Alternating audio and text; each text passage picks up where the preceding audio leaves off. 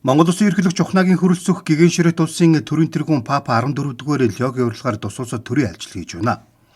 Ерөнхийлөгч хөрөлцөх тус улсын төрийн тэргүүн Папа 14-р Леонор албан ёсны уулзалт хийлээ. Папа 14-р Лёг Гэгэнширет улсын төрийн тэргүүн Даян дэлхийн католик шашны тэргүүнээр сонгогдсонд ерөнхийлөгч баяр хүргэлээ. Хоёр улсын төрийн тэргүүн найрсаг харилцаа хамтын ажиллагаа сүүлийн жилүүдэд идэвхтэй өрнөж байгаад санал нэгдэж улам бүр өргөжүүлэн хөгжүүлэх түүх соёл хүмүүнлэгийн салбарын хамтын ажиллагааг гүнзгийрүүлэх талаар ярилцлаа. Мөн олон улсын харилцааны зарим асуудлаараа санал солилцож Даян дэлхийн их тайван доктортой байдлын төлөөх олон улсын хамтын нийгэмлэгийн хүчин чармаалтанд хувь нэмрээ оруулж, уурамсгалын өөрчлөлт, цөлжилт, хөрсний дороотол ядуурл зэргийн эсрэг хамтран ажиллахаан нотоллоо. Папа 14-р Лео 2025 онд 267 дахь папаар сонгогдсон. Гэгэн Августины шашны сургууль, Америк нэгдсэн улсын Вилановагийн их сургуулийг тоо философийн чиглэлээр, Чикаго хотын католик теологийн холбоонд шашны чиглэлээр суралцаж төгссөн. Ром хотын Гэгэн Томас Аквинасын нэрмжит папийн харьяаны их сургуульд докторийн зэрэг хамгаалжээ. Гэгэнширет улс нь Италийн Ром хотын дотор 144 метр квадрат нутаг дэвсгэртэй хот улс юм а. 900 орчим хүн амтай, ихэнх нь Итали, Швейцар гаралтай.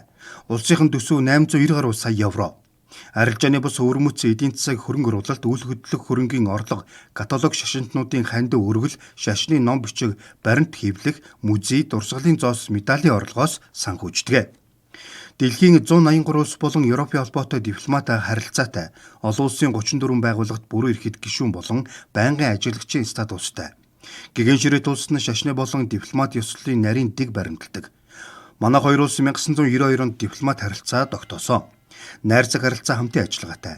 Монгол дахь Ромын католик шашны тэргүүн Маринго 2022 онд орчин үеийн түүхэндх хамгийн залуу кардиналаар сонгогдсон.